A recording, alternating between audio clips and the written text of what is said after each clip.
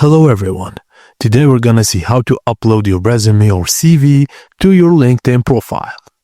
Firstly, click on your profile icon or photo in the top menu bar.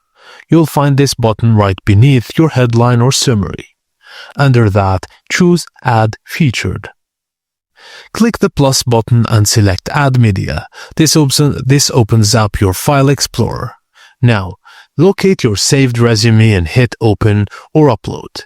Add a short title and description if desired, then click Save. Your resume will now appear under the Featured section of your profile.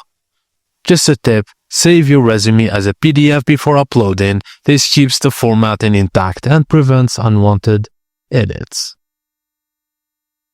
Now, you can apply to jobs using the Easy Apply feature by just clicking Easy Apply, and then your resume will be uploaded automatically. And that's it, guys, as simple as that. Thank you for watching, and please don't forget to like and subscribe for more. Hello.